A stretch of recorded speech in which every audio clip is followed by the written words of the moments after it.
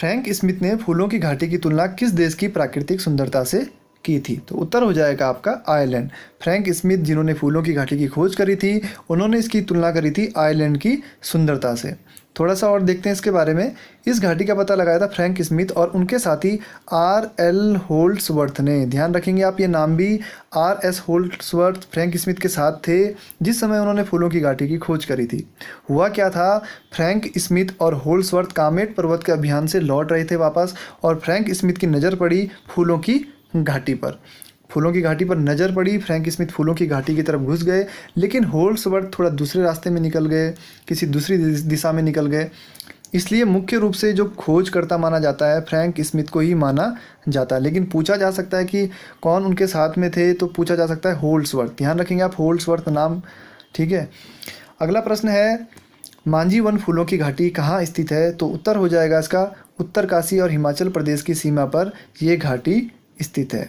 उत्तरकाशी और हिमाचल प्रदेश की सीमा पर मांझी वन फूलों की घाटी स्थित है। फूलों की घाटी चमोली में है, सभी को पता है। दूसरी फूलों की घाटी चिनाब घाटी को कहा जाता है, ये भी चमोली में स्थित है। सभी प्रश्न बार बार आ गए हैं, ये दो प्रश्न तो खासकर बहुत बार पूछे जा चुके हैं, सरल प्रश्न है। लेकिन ये मांझी वन फूलों की घाटी नया प्रश्न है, ये है उत्तरकाशी और हिमाचल प्रदेश की सीमा पर।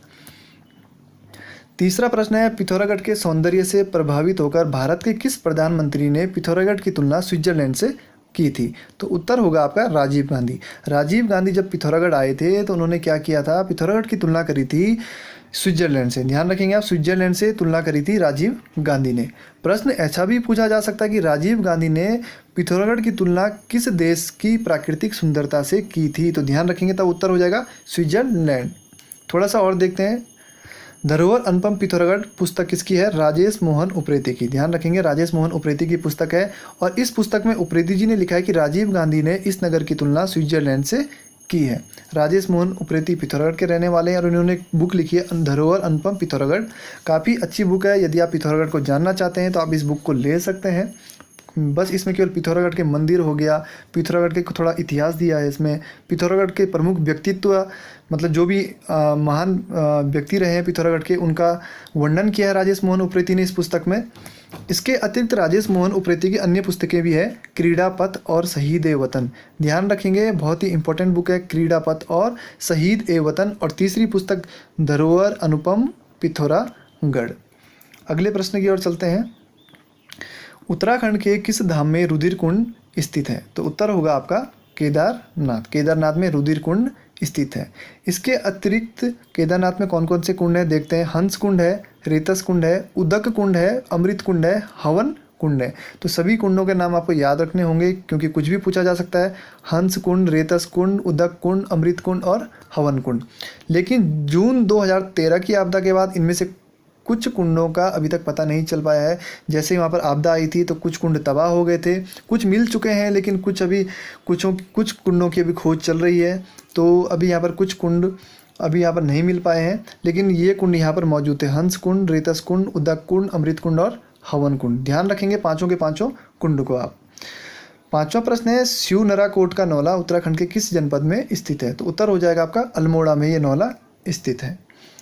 छठा प्रश्न है, मुक्ति कोठरी नामक प्रसिद्ध भूतिया बंगला उत्तराखंड के किस जिले में है? तो उत्तर हो जाएगा चंपावत। ठीक है, चंपावत में ये स्थित है।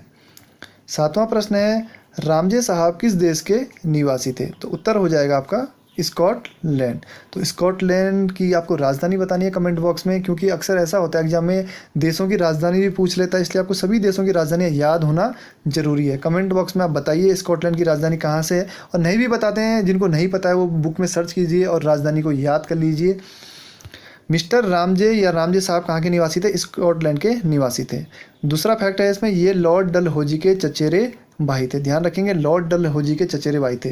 पूछा जा सकता है रामजे साहब किसके चचेरे भाई थे? तो लॉर्ड डलहौजी। तीसरा फैक्ट है, 1857 की क्रांति के समय कुमाऊं के ये कमिश्नर थे। चौथा फैक्ट है, ये ईसाई धर्म के इतने बड़े प्रचारक थे कि सारे कुमाऊं को ईसाई धर्म में बदलना चाहते थे। तो ध्यान रखेंगे सारे कुमाऊं को ईसाई धर्म में बदलने वाले कमिश्नर कौन थे? रामजे साहब। चाहते थे, बदल नहीं पाए, चाहते थे केवल। पांचवा फैक्ट है, इन्हें किंग ऑफ कुमाऊं के नाम से भी जाना जाता है। तो ये 8 प्रश्नों की सीरीज भले यहाँ पर है, लेकिन आप देख रहे होंगे 5 फैक्ट मैंने आपको यहीं पर बता दिए हैं। तो काफ़ी एक ही प्रश्न में कई प्रश्न छुपे हुए हैं, इसलिए ये ना समझें कि केवल 8 प्रश्न हैं, हर प्रश्न में एक्सप्लेन कर रहा हूँ तो वहाँ से भी प्रश्न पूछे जा सकते हैं। तो ये सभी फैक्ट आपको याद करने हैं। 8वां प्रश्न है, उत्तराखंड के किस व्यक्ति ने भारत छोड़ो आंदोलन के दौरान भूमिगत रेडियो स्टेशन का संचालन किया था? तो उत्तर होगा आपका मदन मोहन उपाध्याय। किसने किया था? मदन मोहन उपाध्याय। तो आज की क्विज यहीं पर समाप्त करते हैं। जल्दी मिलेंगे आपको एक नए वीडियो के साथ।